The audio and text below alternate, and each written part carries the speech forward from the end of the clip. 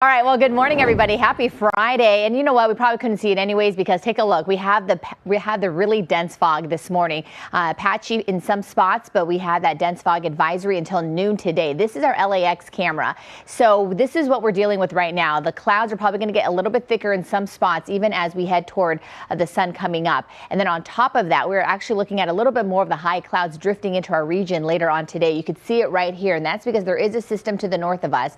And so as we head toward the rest of the afternoon, not only are we looking at some of the low clouds and fog clearing, but we're going to see a little bit more of the high clouds. And that's exactly what we're going to see as we head into the afternoon for the Riverside area. Here's our hour by hour forecast with our next weather 12-hour outlook. So as we head into the second half of the day, we're just going to see a mixture of sun and high clouds, and temperatures are still going to stay above average inland, but we're still in that quiet cool down phase. So next weather, what we're watching for that dense fog advisory till noon, and then the cooler weather will continue, especially as you get away from the coast. Even though our temperatures will be above average, like what we saw with the Inland Empire and the Riverside area in the 90s, it's not quite as hot as what we started the week off with. And then things are changing. We are looking at the possibility of drizzle and light rain arriving by the time we head into the middle and latter part of next week. So this is something we're going to continue to watch. Take a look at that high resolution futurecast.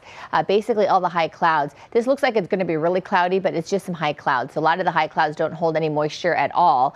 But what I can tell you is that there is a system that's pushing to the north of us, and that it's going to start to drop. So by Sunday, this system is going to bring us to below average. This is exactly what we've been waiting for. And you can see how it continues to get a little bit more south, closer to us. That's why our temperatures will remain below average for most of next week. Then we're watching another system that passes to the north of us that could potentially bring us either some patchy drizzle by Wednesday morning because of that thicker marine layer, or we could see some light rain by Thursday morning. So this is something that we are also going to continue to monitor. Otherwise, here's a look at our next weather 7-day forecast for LA and Orange County. We're going to stay in the 80s through tomorrow, and then Sunday's the day where we get into the 70s, and we are talking below average. Check it out. We continue to cool by Thursday with that slight chance of rain. We could see temperatures dropping to the upper 60s.